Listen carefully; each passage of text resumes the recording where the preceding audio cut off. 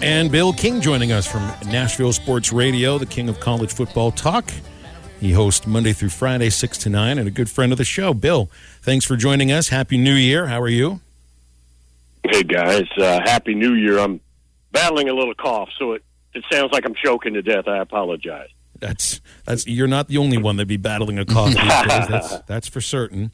So, hey, looked like the Arkansas Razorbacks had the kind of season not a lot of people expected, man. 9 wins, looked really good against Penn State. You got a lot of guys coming back next year. So should we expect, that's kind of the conversation, should we expect 8 regular season wins, a 9th in a bowl game as like a floor for Arkansas football now? What do you think? I did not think 2 years ago we would have this conversation.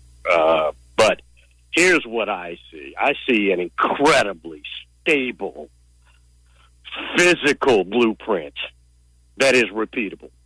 And I think they're going to do that. That hire, to me, I was not real inspired by it. And if I could have bet, I probably would have bet against it. And he has done everything to stabilize and, again, foundation, guys, a physicality that is in your DNA. And as long as they don't lose that, which that's not in his DNA either to lose it, I think they're good. I really do. Yeah. The idea when you hire an offensive line coach as your head coach, that line of scrimmage on both sides of the ball will end up becoming a strength for you. And you're right, man. When you see it wasn't just the 2 years under Chad Morris. It was the last couple of years under Brett Bielema, too. That line of scrimmage was no longer a place that Arkansas could rely on. But under Sam Pittman, they pushed those Penn State linemen and linebackers back a few yards in that Outback Bowl. It was really impressive. It was. No, it was. I am beyond elated with the first 2 years here under Coach Pittman. And, again, the future looks really, really good. And, obviously, everybody's fishing in the transfer portal right now, and there's been some good news there. And, boy, there's some good players out there, too. This kid from Northwestern, the safety is from College Station, and I don't know who all is trying to chase him, but he's probably the best guy out there for that position if anybody wants a safety. Arkansas just lost Joe Fouché, one of the starting safeties, into the transfer portal. He announced that, I think, at the start of the hour.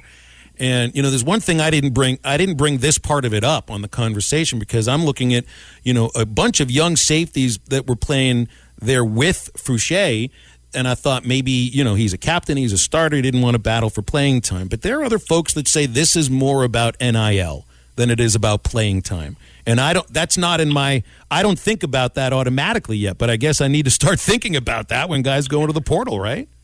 Well, here's the code for that. When Caleb Williams and then Mario Williams at Oklahoma announce that they're jumping in the portal, but Oklahoma is still a possibility. To me, that's code for, well, you got. Sure. And there's nothing wrong with that. That's totally okay these days. So, to me, now, for example, the kid at Northwestern's Brandon Johnson. He's a Texas kid. He's an All-American type. He's a 6'2", 195-pound, sideline to sideline, physical around the line of scrimmage, can cover too. I don't know if that's what he's about. He's probably about getting out of Northwestern and, playing somewhere where you got a chance to win, and obviously he's going to be drafted. But I think with the quarterbacks in the high-profile positions, it has turned into, hey, it's legal. I'm going to shop a little bit here. Yeah, you might. I mean, you might as well if the opportunity is there for you to shop around. You might as well. But Bill, last Friday so almost a week, we had the college football playoff semis, and once again, kind of underwhelming. But I think for a lot of people going in, the real thought was, can Cincinnati be respectful? Can they show up and actually look good and look like they belong? Do you think that Cincinnati looked respectable as far as what we've seen in other college football playoff semis, or is this the true example of the G5 doesn't belong? Yes and no, and here's what I mean. There was no fourth team that was going to beat Alabama there. And Alabama knew going into that game, kind of like the Washington semifinal game a couple of years ago, where Cincinnati doesn't have enough stuff for us. And they didn't, Bama didn't get real fancy there a lot and didn't have to expose Bryce Young too much. And you just knew early the way the lines of scrimmage. Alabama is lining up, just running at any point at Cincinnati. And, guys, that's not been Alabama's big deal this year. Usually it is, but this team's not been able to run all the time when they want to run. They're running at will with a dilapidated, thinned-out running back core. You got to remember the backup, the Sanders kid, was in a wreck a couple of years ago. They said he'll never play again. He'll be lucky to be walking around. He's playing in that game. And so, look, Alabama knew from the beginning, we're winning this. We don't give a rip about style points because we don't need them. And now I thought the Michigan-Georgia game would be relatively closer than that. That one surprised me a bit. Any heat to the rumor of Jim Harbaugh possibly looking at the NFL after his first CFP appearance with Michigan? Two things you do. You float it out there just to see. And you also need to take into consideration Jim Harbaugh just did what he was never going to get done at Michigan because we'd all given up. Michigan fans had too. He wins the division. Hadn't done that. Won the league. Beat Ohio State. Got to the playoffs. He's checked every box. They're not good enough to win it all. They're good enough to be really good, though. And maybe he's thinking, look, after all these years where it was really shaky, I'm not sure I would have even survived. Now I've got this thing to where the resume is updated big time.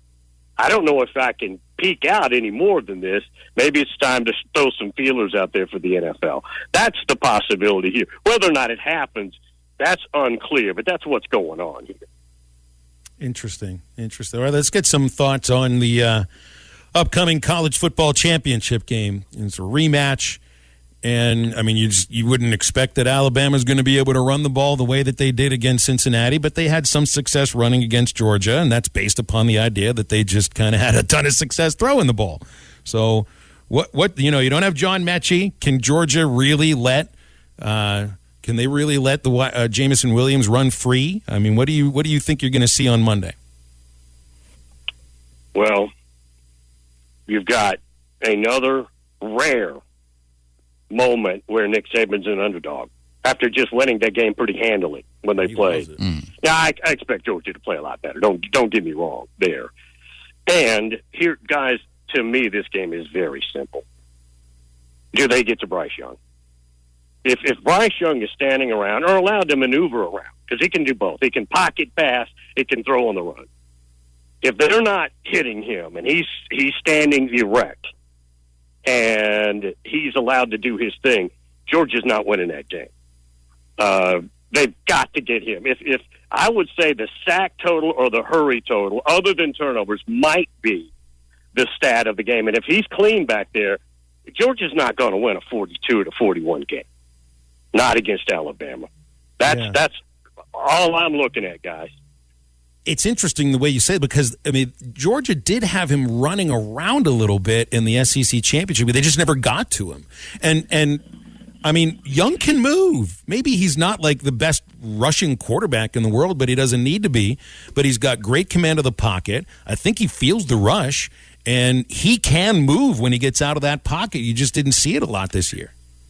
Guys, let me tell you how free he was in that game. You remember that one play, second half, where the route tree is broken? He just points out a new route. Why he's standing, why he's running. I mean, what the... and it worked. I mean, if he's got that kind of freedom, and Georgia's plenty good enough to win the game, but he's the best player with the ball, right? I mean, he's got the ball. Stetson Bennett's had a really good year, but Bryce Young is Bryce Young. Yeah, Bryce Young. I mean, and that's the crazy thing about Alabama and what Bryce Young has been able to do this his first real year. And, going back from day one, I don't know if anybody has kind of actually lived up to the hype as much as Bryce Young has. Talking about going back to SEC Media Days, Nick Saban is hinting that Bryce Young has over $1 million in NIL deals after, a week after NIL went into effect? And he hadn't even taken a snap at Alabama. To fast forwarding 6 months later, he won the Heisman, and and is now in the national championship game. Can you remember a player that has had as much hype around him, and especially now with all the money, to actually pan out and not disappoint like Bryce Young has? That's, as a true sophomore, I mean, Deshaun Watson was a big deal coming out of high school, out of Gainesville, Georgia. But you're right. It's rare. And then you're at a glamour. You got the number one glamour school with the number one glamour position, and you don't choke. Mm-hmm. It doesn't get to you. You ever notice Bryce Young? His demeanor is totally chill. The dude never looks flustered. Always under control. Kind of a little bit like Trevor Lawrence, I guess. That's the one guy that pops into my mind. And I remember you on this very show talking about there's a guy that's coming to Alabama that could have the same sort of success as Trevor Lawrence. And that's before I even knew who Bryce Young was. So, Bill, you picked that one dead solid perfect. Well done. And very happy New Year to you. We appreciate you so much. Thanks. Same to you guys. Thank you. BetOnline has you covered for all the holiday season. More props, odds, and lines than ever before. BetOnline remains your number one spot for all sports action. Head to our new updated desktop or mobile website to sign up today and receive your 50% welcome bonus with the promo code BELIEVE to receive your bonus. That's BLEAV to receive your bonus. And it's not just football. BetOnline has pro and college hoops, NHL, boxing, UFC, even your favorite Vegas casino games. Don't wait to take advantage of all these amazing offers available for the 2021 season. BetOnline is the fastest and easiest way to bet on all your favorite sports.